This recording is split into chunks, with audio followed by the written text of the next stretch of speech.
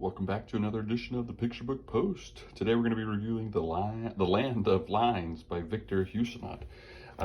So first off, love the cover. I always like plain white covers for whatever reason. And so it's just kind of an intriguing looking cover and I want to see what happens. And then to my pure delight, I open it up and there is no words in this book. I love it.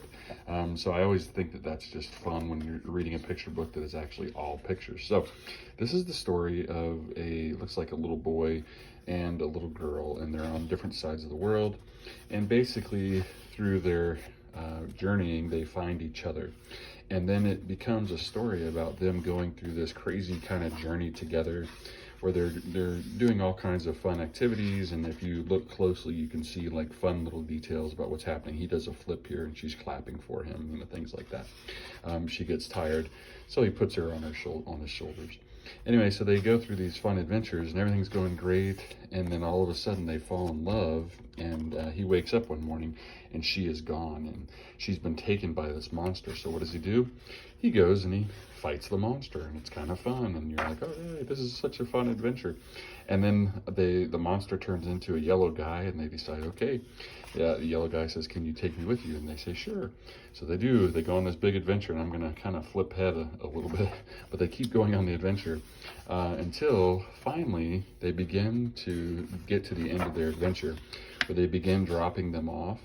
And so the yellow guy goes home first, and you get to see what his home life is going to be like. And then they drop off the red guy, and you get to see, or the red girl, and you get to see her home life. And you think that that's kind of the end, and the blue guy's leaving to go off on his own. And then all of a sudden, he goes off to go on his own because he tells her, I want to go on all these adventures. And he leaves her, and then he comes back for one more kiss, and then she's sad. And then he's sad as he thinks of her while he's out in the world again. So there is something strangely touching about the ending. I didn't love the rest of it. I did really like the adventure part of it. But what I thought was weird though was the ending where he decides he's going to leave her. Maybe I'm a romantic at heart, but still felt like, what? He's leaving her? But I did like that she sought comfort with her parents, and that he was sad because he missed her. And maybe that's a commentary on what happens when we lose our first love, and kind of what happens and where we go in life. So anyway, really beautiful book. Love that there's no words. Love all the fun little things that are happening in it.